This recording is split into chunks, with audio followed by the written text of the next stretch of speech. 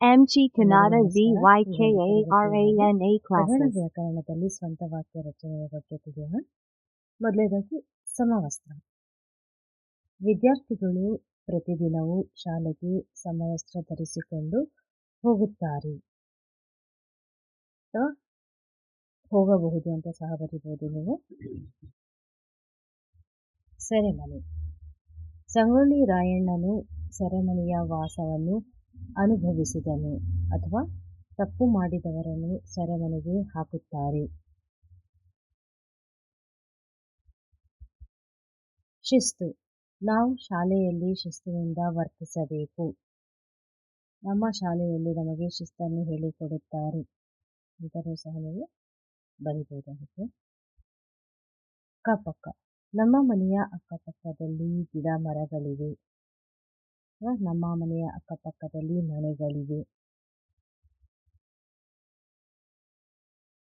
ಸಮುದ್ರ.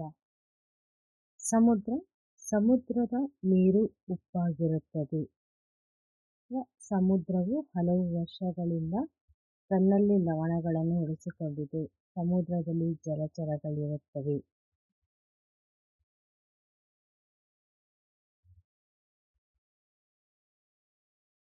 ಕೈತೋಟ.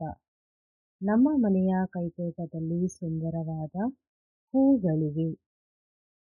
ನಮ್ಮ ಮನೆಯ ಕೈತೋಟದಲ್ಲಿ ಸುಂದರವಾದ ಹೂಗಳಿವೆ ಅಥವಾ ನಮ್ಮ ಮನೆಯ ಕೈತೋಟದಲ್ಲಿ ಬಣ್ಣ ಬಣ್ಣದ ಗಿಡಗಳಿವೆ ಅಥವಾ ನಮ್ಮ ಮನೆಯ ಕೈತೋಟದಲ್ಲಿ ಗುಲಾಬಿ ಗಿಡಗಳಿವೆ ಇದನ್ನು ಸಹ ನೀವು ಬರೀಬಹುದಾಗುತ್ತೆ.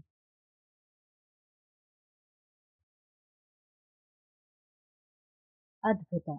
ಶ್ರೀರಂಗಪಟ್ಟಣ ನೋಡಲು ಅದ್ಭುತವಾದ ಸ್ಥಳವಾಗಿದೆ ಅಥವಾ ಮೈಸೂರು ಅರಮನೆಯನ್ನು ನೋಡಲು ತುಂಬ ಅದ್ಭುತವಾಗಿದೆ.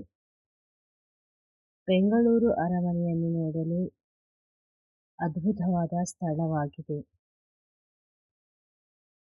ಅಥವಾ ಲಾಲ್ಬಾಗ್ ಉದ್ಯಾನವನದಲ್ಲಿ ಹೂಗಳನ್ನು ನೋಡಲು ಅದ್ಭುತವಾಗಿ ಕಾಣುತ್ತವೆ.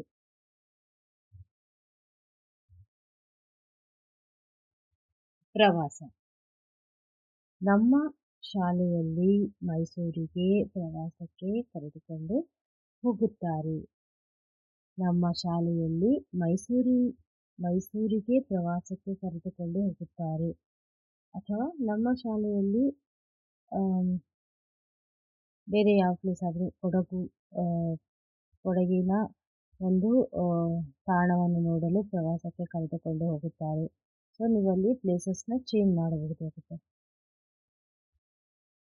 ರಂಗೋಲಿ.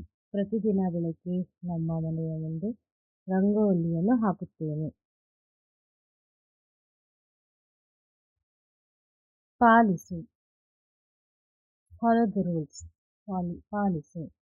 ಗುರು ಹಿರಿಯರ ಆದೇಶವನ್ನು ಪಾಲಿಸಬೇಕು ಅಥವಾ ರಸ್ತೆಯಲ್ಲಿ ಹಾಕಿದ ಫಲಕದಲ್ಲಿರುವ ನಿಯಮಗಳನ್ನು ನಾವು ಪಾಲಿಸಬೇಕು ಅಥವಾ ಶಿಕ್ಷಕರ ಒಂದು ಆದೇಶವನ್ನು ನಾವು ಪಾಲಿಸಬೇಕಾಗುತ್ತದೆ.